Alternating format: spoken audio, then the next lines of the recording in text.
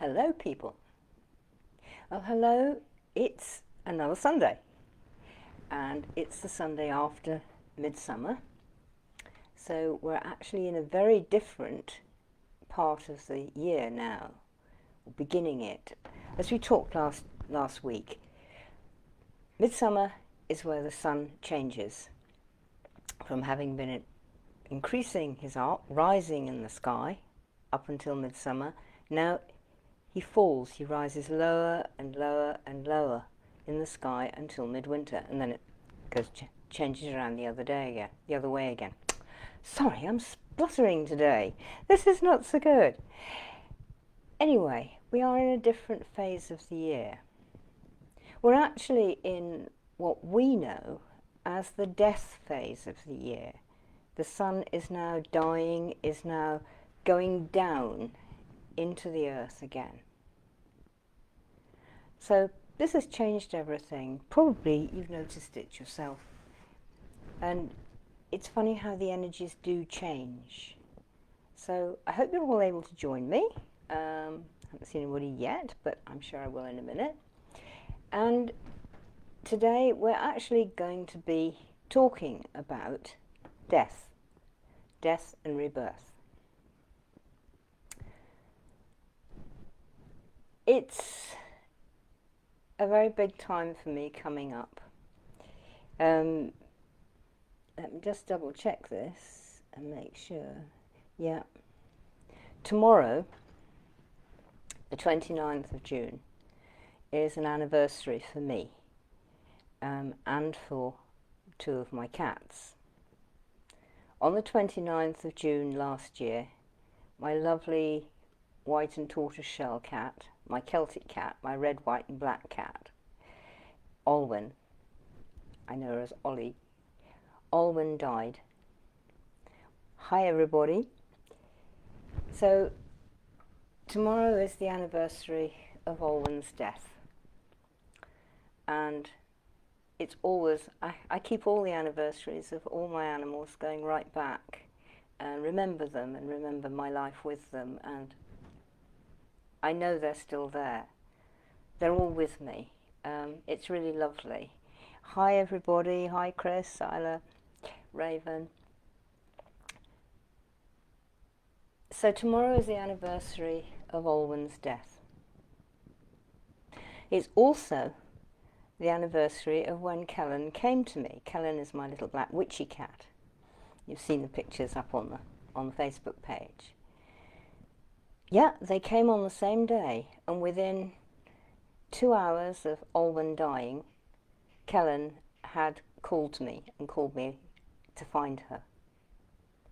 I'd known for about 3 or 4 years that the next cat I would have would be black and would be a black witchy cat. Olwen and her sister Isolde, who died about 3 years ago, they both told me this. And I said, your next cat will be little black witchy cat. So in that sense there wasn't a surprise, but usually there's a gap, you know, about a week between one of them leaving and another one arriving. Not last year, not this time. This time it was all happening in the same morning. Woke up and found Olwen wasn't on the bed. She was always on the bed. She wasn't. So straight out of bed, round the house, where is she? And she was curled and hunched. You know how animals do when things are not, you know, not right? She was sort of hunched in the chair, and so I went to stroke her and pick her up, and she really resisted. And so I stroked her, and I found she'd been sick in several places all over the floor. Sick, an animal getting sick is, and this wasn't fur balls, I know the difference, it is like that serious. I knew she was going. She was 16 years old, and she got hypertension, so she was on blood pressure pills. And previous cat is older, little white and tabby job, gorgeous. She had white ears. And so I'd always known since I had her that there was a chance she would get cancer in her ears. And she did. And for a long time we were able to deal with it and keep her happy. And then it got very bad, and so the vet took off both of her ears. This was absolutely horrendous. I don't know if you've ever seen pictures of cats after their ears have been cut off. It was really awful. But there was a chance that if they cut down far enough and were able to get all the cancer out, you know, she could have another 5 years. And she agreed to it, so we went for it, and we went through the whole thing. And one of the ears was fine, but the other, the vet had not been able to get down deep enough to the cancer. There was still a bit there. And we tried very, very hard, asking Otherworld, asking for me, Pan, as Lord of the Animals, you know, can you help? And he said, well, you can try, but I don't think so. And so gradually she went down and she died. And Ollie, her sister, all this time had of course been sort of living with her and living through that with her as well. So she'd been in a bad way for herself.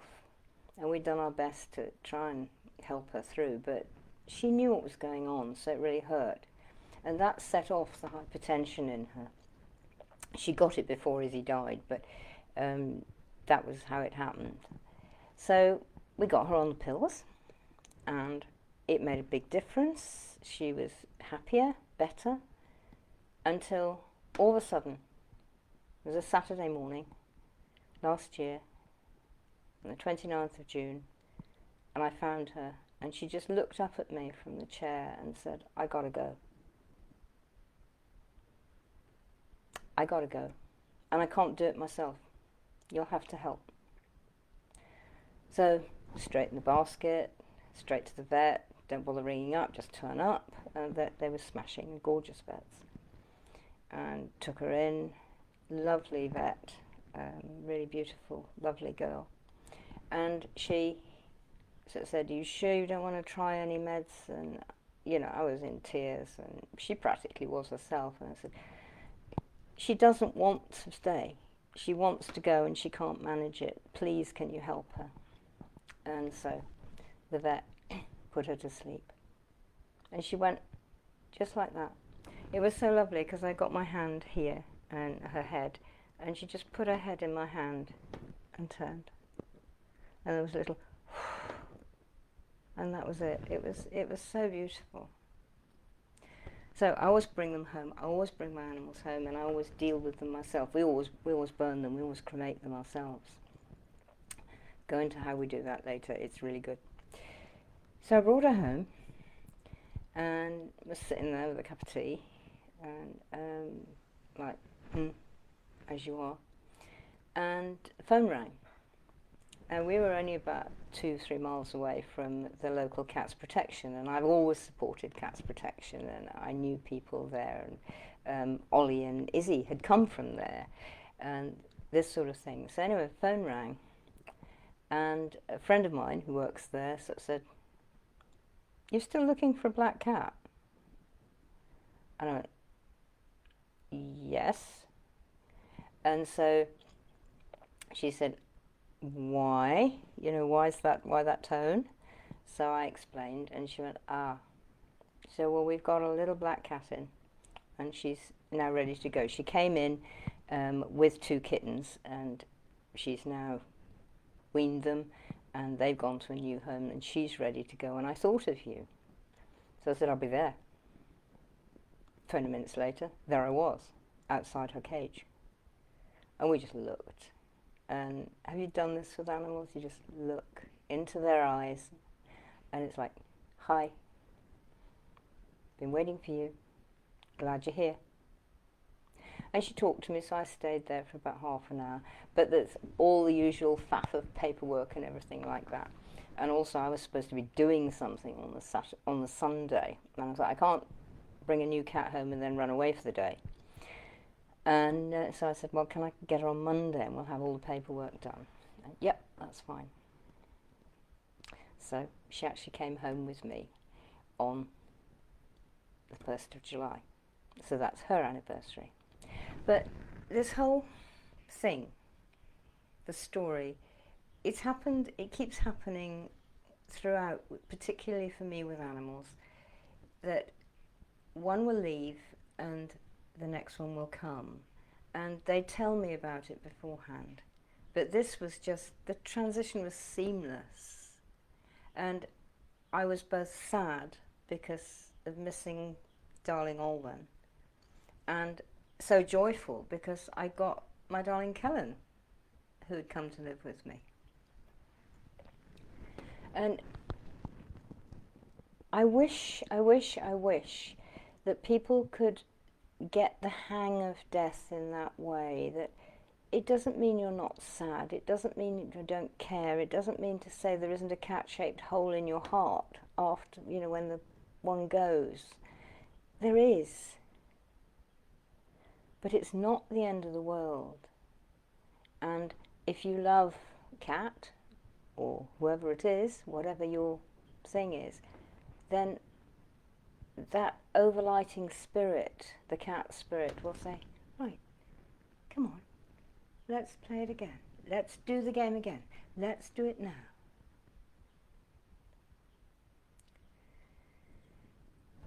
So, they said yesterday, you've got to tell that story, and you've got to take it further, because of course it's all very well telling you a nice story, and I'm sure you appreciate that, and it's lovely, but that's not altogether why we're here. So this morning, I sat with my forever and ever favourite pack, which you all are getting to know quite well now, the Greenwood pack, the Cheska Potter's lovely drawings, paintings. And so I thought, well, I want to find a death card. So I did. But then I found the sevens. I'm not a big tarot reader or anything like that. I do it for myself and I use it with other people sometimes, but I'm not, like a professional tarot reader who's really good and has it all at her fingertips. But the sevens really got to me. So we'll go through them and we'll talk about them with thinking about what Olwen and Kellan have given us with their idea of I can pass the baton on, I can pass the wand on, I can carry on, and we've agreed it. The cats agreed between themselves. I didn't get a chance, not that it matters. It wasn't my decision, it was theirs. And I was going on, yeah, okay, fine, right, what do I do next? So on and so forth. So anyway, back to the sevens. We'll start with the Seven of Wands. Now, let's do my usual awful attempts at reversing. That's the Seven of Wands. Trees, wands, and a signpost. Yeah? And in the back here is, to me, it's almost like a building, and the signpost is like on the bundle of wands. And there are words on that signpost, but I can't read them, and I'm not sure that we're supposed to read them. You just know that there is a signpost there that is saying, that way, go that way. And above it is this wonderful fire. It really is like a fire, isn't it? Above, the flames licking upwards. And it's called, as you can see, it's called clearance. That's a big part of this whole death and rebirth process. You have to be able to clear. I had to clear Olwen and allow her to go, let her go, be sad for myself, but not for her. She was doing what she wanted to do, she was moving on, so I was able to clear that. And if I hadn't been able to clear that space, what space would there have been for Kellan to come into? It would have been full of Olwen. It would have been full of me thinking about Olwen and not caring about Kellan, who had just come to live with me and work with me. So it's that letting go. Talked a bit about that last week, didn't we? And about how to let go, or some ways to let go. So it's about that letting go. It's about clearing the way, clearing the path. Yeah? So we clear. And having cleared, I don't know, I mean, I'm relatively speaking quite old and quite good at it, but there's an empty. You know, there is that cat-shaped hole, but there is also an empty. There's, you know, I haven't got to put the cat food down now. Oh, I haven't got to wash the cat dish. Oh, I haven't got to check that we've got enough cat food. There's an empty. There's things that are not there. And when you have things that are not there, it can make you very insecure, because we really are worse than cats, human beings. We really are worse about change. We like everything normal and how it always has been, and carry on as we do. And going to change it, you know, you jump out of your skin. So we have to also deal with the next one. Now this one, and here we're getting really into the death figures that we all know, the 7 of Arrows. So, how about that? There is death on a pale horse, of all the stories and books and so on. Riding past, no, look at that. Look, look, look, look. Who is death riding past? The green man, the green woman, the trees, the gods of the wood? Yes, I think so. But things are all over the place around them. There's all these flashes and lights and bones, and there's skeletons sort of like half climbing out or going down or whatever, and there's some spare bones down there in front of the horse's hooves. Or is it his hoof, or is his leg coming off, or what? We're not sure. The top of the horse underneath the rider, get this right in a minute, underneath the rider here is, you see that solid, and then there's the ribs underneath, yeah? So the horse is sort of half solid and half not. The skull face is a face, not just a skull. So it's like halfway between, neither here nor there. And all of that can be very insecure making. Probably one of the reasons why most people fear death is that they don't know what's going to happen. They don't know how they're going to feel, they don't know if it's going to hurt, they don't know where they're going to be, whether there's going to be an afterlife, after whatever they think. It's so like, I don't know. And I don't know is not a place most of us are very happy to be in. That's not so hot. Again, this is a little bit picking up with where we were last week. If you really think about it and let yourself, you know, have a cup of coffee and a sandwich or a cake or whatever calms you down, and you really think about it, what do you absolutely know for a fact? Not a lot. The sun will rise tomorrow morning? Well, it always has so far for 4.3, 4, 5, 6, 7, however many billion years it is, but that doesn't guarantee it's going to do it tomorrow. And we've all turned the light switch on and nothing's happened, and you go, bother, or whatever it is you say, and you know, you think, oh, it's a fuse, is it the fuse box, is it the whole thing, is it just a light bulb, what, you know, and it's not normal, it's not what you're used to, and so it really makes you feel, oh, I've got to do something about it. But you can't guarantee anything. So we all have insecurity, and we all have to get used to insecurity. And the insecurity when a friend leaves you, when a friend passes over, when a friend moves on and goes home, as Olwen did for me, is like, you know, you are left with a, perhaps I ought to look and see where my feet are going next time, just in case there isn't ground in front of them. But you are feeling that insecurity. And there is also, of course, this one. And we all have this. I had it. I was mourning Ollie. She was gone. We'd been together for 16 years. We had a life together. We knew each other very, very intimately. And she was gone. And I was left with the shell of a cat, because I was left with her body, because, you know, I was going to cremate her. But her personality and her soul, yes, cats have souls, her soul had gone. It had moved on. It was still around and I could talk to her, but there was that loss. You know, I couldn't pick her up and have a cuddle in my arms, and I couldn't feel her purr against me when we cuddled and stroked.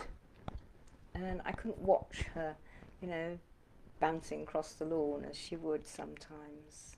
And I couldn't watch her, and she curled, and she had a really wonderful habit which I still love. She's the only cat I know who knew how to do a parachute roll. She did, honestly. She would she'd tuck her head under and roll. Tuck her head under and roll. It was hysterical. And I think somewhere in the 16 years I did actually manage to catch it on video, but of course, you know, as soon as you get the camera out, it stops. Yes, what? Do you want me to do something? No. But it was, you know, you remember those things and you mourn them and you think, I'm never going to see that again. I'm never going to have her little white whiskers touching me. I'm not going to feel her fur alive under my hand. And so there is mourning. How good are we at mourning nowadays? Lots of people are not, and I mean, it happens in a very much smaller way. Somebody is upset about something and they start to cry, and 9 times out of 10, the first thing somebody is going to say to them is, oh, don't cry, it's all right.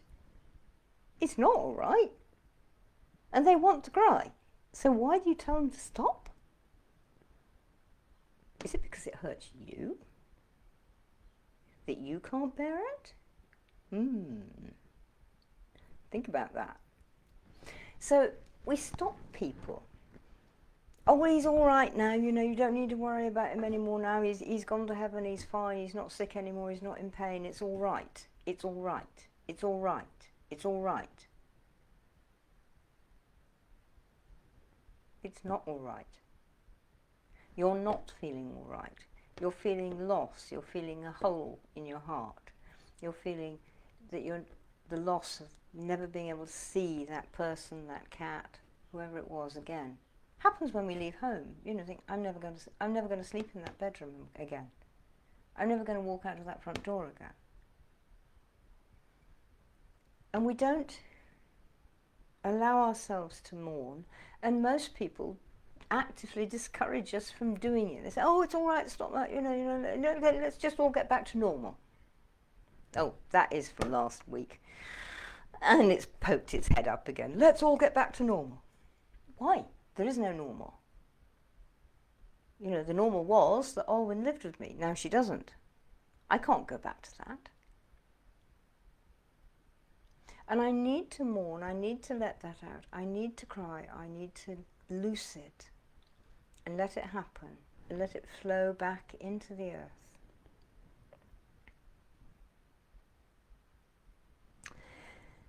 Because from that comes this.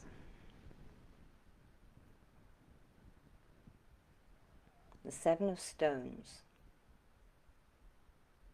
Stones are what we live on.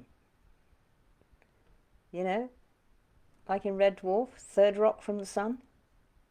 We live on a rock that is spinning and it's also spinning, it's also circling the sun. And it's the third rock from the sun. Many peoples all around the world, they have a thing about the stone people. They have a thing about stones, about rock, about caves, cave art even, about holding stones, all sorts of things. And we do too. We're not unique. We don't, we also have the stone thing. And I love that Cheska and Mark Ryan have made the Seven of Stones, the healing that comes after the mourning, after the insecurity, and after the clearance, the loss of the friend, the house, the person, the job, whatever it is. So have the clearance and the insecurity that that clearance brings, and the mourning for all the loss of the things that have gone in the clearance, and out of that comes the healing of the stones, the healing of the third rock from the sun on which we live, planet Earth. And she does. I love this card. I think it's so beautiful. We have the little standing stones and the bigger standing stones. We have the stars. We have that amazing antlers from the deer type guardian. She isn't. She's almost moving. She's almost not quite a deer, but maybe a deer. I'm coming to be a deer. I'm just moving out of the shadows and I'm coming back into the shadows. But she's there. So we have the healing of the rock, the stones that we live on. And they do feed us. I don't know how many of you do this, but Dad always did what he called foot dowsing. You don't actually need to have bare feet for this, which is quite handy because sometimes bare feet is not a good idea. But you can learn to feel the energy coming up through your feet, through the ground, through your feet and into you. And he taught me this when I was a kid. Come on, we're going out for a walk. Yeah, we're going to foot dows for a bit. And you learn to feel, because when you're a child it's much easier, it's much harder usually to teach grown-ups, but kids get it. So he pulled the earth up, he asked first, may he? You have to do that. May I pull the earth up? Or are you busy? Is it okay? May I pull the earth up? And then the earth comes up through you. And it comes up through the soles of your feet. And up through your legs. And through your thighs. And through your backside and into your back and into your stomach. And it flows up your spine and through your ribs and through your shoulders. And it flows out down your arms, out of your fingers, and it continues up the spine, up your neck, into your head. And you just feel better. And you can do it anywhere, like now, like I just did then, sat in the chair, talking to you. And it doesn't necessarily just stay there. You can, but you can actually send it on up, but we'll do that maybe next week. It goes on up, across space to the sun, and then comes back down again. But you can pull that healing earth, pull that healing earth energy up from the earth. But always ask first. It's not yours. Don't take, not without asking. The likelihood of you getting a no is remote. There can be occasional times when you will get a no, but it's remote. You won't normally. So you go through all these stages with the death. You have the clear out.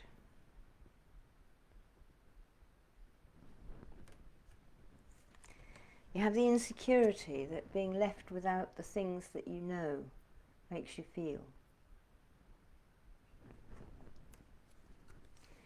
And you have the mourning, for all the things that you've lost, the things that are no longer there.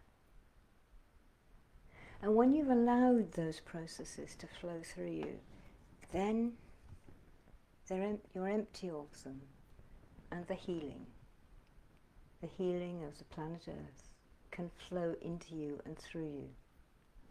Now, I wondered, just before I started here, I have this rock. And I've got quite a few rocks actually, but this particular rock came, and now we're going to do it. There, now you've got her. She's a flint, and she's a holy stone, a hagstone, and she said, I've got to be there. I've got to be part of this. And in that sense she is. And it's something that I will do. She lives very close to me, just down on the altar, down here. And I will hold her.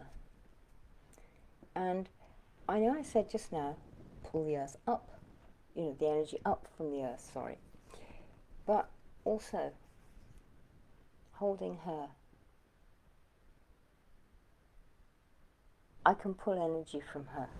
And she lets me. But again, you ask first. You don't go grab. You say, may I have some? Yes, of course you can. She's quite fun, actually, if you do things like this with it. And you get all sorts of weird things happen. But we won't go into those now. We'll leave that for another time. So we have those 4 processes. So Ollie departed. Ollie went into death. And I love the death card in this pack. I really do. I'm quite fond of death, as you probably gathered already. Are we getting that? Is there enough light on that? That's a bit better. Let's try that. Get enough light on it. It's a beautiful skull. It's almost a horse's skull to me. And of course we have the beautiful corvid, a raven, a moor in the sky flying. There are death birds. They're death birds everywhere because that's what they do. They're part of the refuse collection people, and they look after us. And we have the ravens and we have the skull. And for me, it's like a horse's skull. And horses, of course, are so important in this country. Half the time there are dragons. What about the one at Uffington? Go and have a look at that. Is that a horse? Or is that a dragon? Ooh. Yeah. Or is it both? Both together. So we have the horse, which also for us, the horse carries us across. They're one of the transits, one of the enablers for us to transit, and they will carry us. Other animals do too. But here we have the horse, who is able to carry us and carry Olwen. Now, the one that most tarot packs have as death, Cheska and Mark have got as the guardian. And I so like that. There is your skull. There is your skeleton. There is the death figure. Now, to me, that comes as a bear, but it may not to you. It's a humanoid figure, and partly because it's standing on its hind legs. But the head is not. I mean, look at those jaws. And the hands could be enormous claws. And the mouth open, and you can see the fangs and everything. It's quite fierce. And guardians are fierce quite often. And again, standing over a fire. Well, for me it is. But somebody else I was showing this to not long ago said, that's a city. Or that's a group of houses and people and things. It's a something, a wholeness. And the guardian is there with their hands over it. Being fierce, being a guardian. So death is our guardian. Probably really don't think of death as guardian most of the time. Most people tend to think of, you know, the Grim Reaper who's going to sort of cut me down in my prime and take my life away from me and, you know, all the nasty things. When I went down to Olwen on that Saturday morning, and there she was, curled in the chair, and she looked up at me and she said, "I need to go. Please help me. I can't do this." So death wasn't a frightful thing to her. Death would be the means whereby she would be able to walk again in what I call the summer lands, where she would be fit and young and beautiful and able to be and able to communicate, whereas her poor old body was too tired. It wouldn't work properly anymore, and she was trapped inside it, and she needed to get out of it. So I did help her, and I helped her with the aid of the guardian. Because when we started, even driving the car, I managed to drive the car successfully without hurting anybody, and be talking, said, "Help me do this, help me do what I'm supposed to do." All the time it was, "Help me do this, help me do what I'm supposed to do." And then we parked and brought her into the surgery and waited, you know, in the waiting room. And the time I was sitting there with her saying, help me do what she needs, help me do the appropriate thing. And it was the guardian who was with me, who was guiding me, who was saying no to the vet who was offering yet more treatments to prolong a life that Ollie didn't want anymore. She didn't want to be prolonged. She wanted to be let go.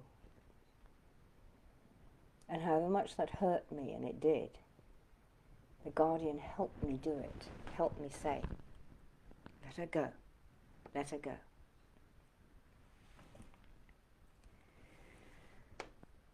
And that brought me to another place. We've been here before. This is Cheska's drawings again, but this is the Shaman's pack, John Matthews' pack. And this is Gwynapnuth.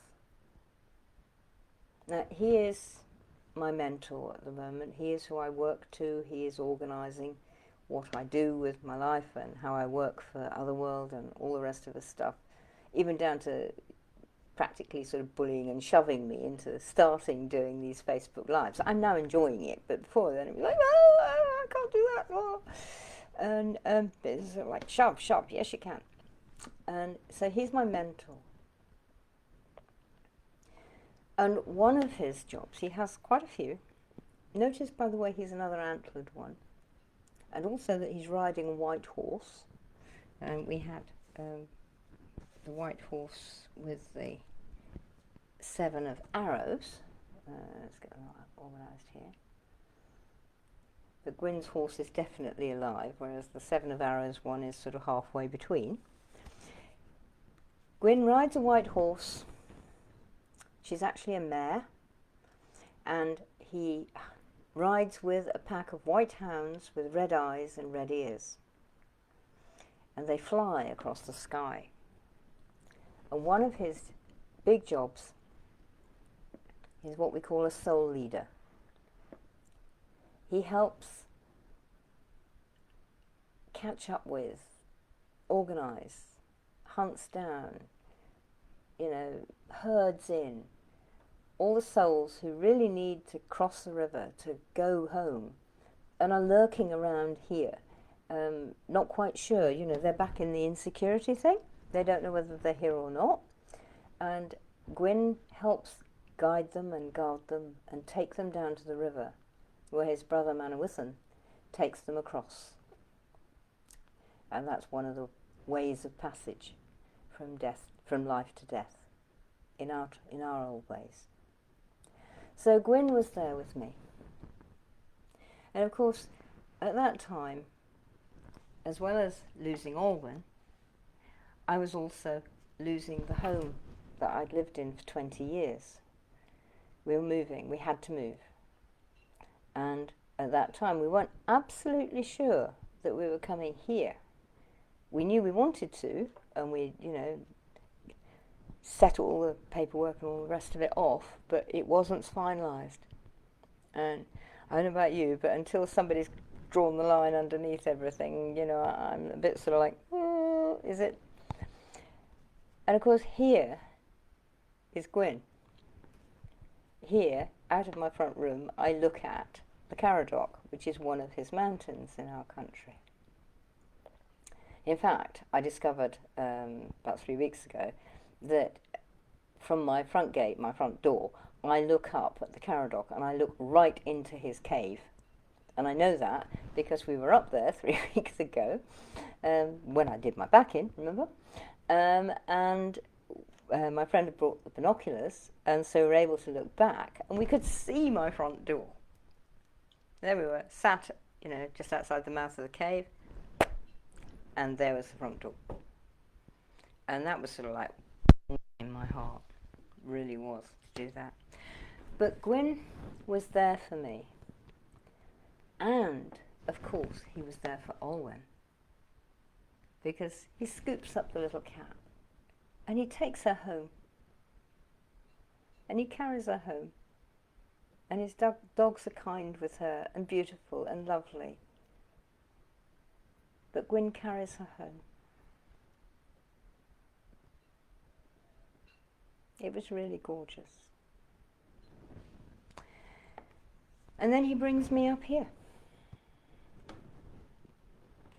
And where I am very, very happy indeed, where the amount of change that has been going on around my life is just vast. Some of it's quite sort of unsettling, because it's like, oh my God, I'm doing that. And some of it is one hell of a learning curve, like I'm trying to learn to use video for teaching better, and doing talks here is a start, is a beginning. It's not the whole thing, but it's a beginning. And he's really done that. And and Olwen and Kellan all brought me together with Kellan. Little black witchy cat. And she's got legs right up to her armpits. She's gloriously skinny, sort of Siamese with enormous ears. And she is leading me, she's helping me, she's my familiar spirit who is guiding me now into this work, into this new work. So that was a bit fun.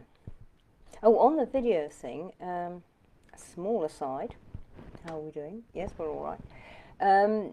Small aside, next weekend, Friday at 10 o'clock in the morning, and then Saturday at 8 o'clock in the morning, sorry about that, but that's when it's set. I'm giving 2 talks for Rooted and Wild, Lynn Gosney's lovely festival, online festival that she's having Friday, Saturday, Sunday next week. And she's asked me to do 2 talks. So I'm getting more practice. And those are going to be not just talks, but they're going to have a little bit of workshopy stuff in them as well. So the exercises for you to do. And, I think I'm going to really enjoy it. It's going to be fun. I just hope all the technology stands up, because that always sort of worries me. The talk on Friday is about being rooted and wild in the forest with Ellen. And the talk on Saturday morning is walking with dragons. So, goodness knows what's going to happen. We'll probably have dragons all over Facebook, but there we go. And that will be quite fun. So that's sort of moving into the new thing. And I'm working with my dear friend Fiona very closely. We've always worked closely, but my God, it's really got close the past about 3 weeks. And she teaches as well. She teaches with me some things, but she also does her own things, which are very much based around rune work. And she's the best rune person I have ever met. And if I've got a problem, I'll sort of take it to her, and she does it. And she's starting her rune courses, I think at Lammas, when we're all getting going with some new stuff, so she's setting those off. But she's already started, and this is certainly something I shall use and go to. She's already started offering distant healing, and she can't offer, you know, one-to-one, face-to-face stuff, but she's offering distant runic healing and her own shamanic healing and Reiki, and they tend to weave together as well. And if you're interested in that, she said, can I mention it, because she's in a place now where she can start doing that. So talk about change. Anyway, I will put this up later, but where is it? Let me have this, because this is who you want to contact. Bianchi Drumcraft. Bianchi Drumcraft. That's the name of her site, and it's bianchidrumcraft.com is the URL. But I will put this up on here, so that you've actually got it written down as well. And I warn you now, there is going to be some fantastic stuff on there.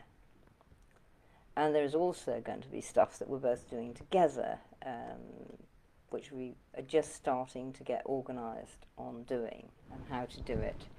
And so there'll be a new joint website between us that will have all that stuff on it. Now, I haven't lost the plot. Really. I know you think I have. I haven't lost the plot. All of that came about and was partly brought into action by Olwen's death and Kellan's arrival. This death, rebirth. This loss and growth. This change and change. This threshold, where I let go of someone I loved dearly who had worked with me for 16 years, and I let them go completely and accepted new in. This is after Kellan came. All the house things speeded up as well.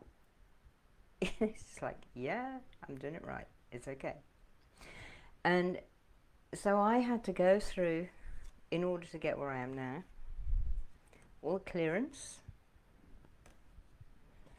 all the insecurity, and certainly with the house move, God, stress wasn't in it, you know, I was sort of on the ceiling. And the mourning, the loss of my house, I still can't properly look at photographs of my old garden yet, it still hurts, so I'm still working on that one. But the healing is coming. The new stuff is coming, and the new stuff just brings me such joy. It's absolutely marvellous. I'm so happy with all the new things that are happening, including the new novel that I'm writing as well. Which is, you know, sleep, what's that? I've given it up. It really, that's sort of stunning me in that way. But one thing that came about from looking at all of this stuff is where we all are now at the end of lockdown or whatever. And where are we? What is going to happen? You know, the government and the media are doing, oh, it's the new normal. Really? We are on a threshold. Lockdown, COVID-19, all showed us the effect of our everyday life as we knew it before COVID turned up, what effect that actually has on the world. Now, the lockdown actually showed this to us because we all noticed the clearer skies, the better air, the less noise pollution, the less pollution anyway. We noticed the animals coming out more and seeing animals where you didn't see them. We noticed how nature took on. And so quickly. You know, it didn't take years, it didn't even take months. It took about a week, 2 weeks. And they were seeing, you know, sheep grazing in Welsh villages and things like that. And the animals were there, they were ready for the new normal, for the new way. I think an awful lot of us loved that and perhaps miss it as I do now. You know, there's too much noise now. I can hear the road most of the time and it's not good. I get planes flying over me. I can actually scent in the air, you know, the pollution from the road, the pollution from the planes and such like things. And I don't see the animals in the same places. And I miss it. So really it brought us into this place of learning that for our whole lives, our economy, our way forward, the way we humans live, we have to do a lot of clearance of our old ideas. And we're all feeling insecure about it. Tell me about it. We are. We don't know which way is up, and that really scares us. But we've got to go on through it. We mustn't try and grab back what we had. We must walk forward and find what is new. And we can mourn the things that we liked, the things that gave us happiness and joy, and those that can't be here anymore because of our new way of life. And from that, if we can do it, will come the healing. And we will be able to learn better how to live with the earth. Not live on the earth, live with the earth.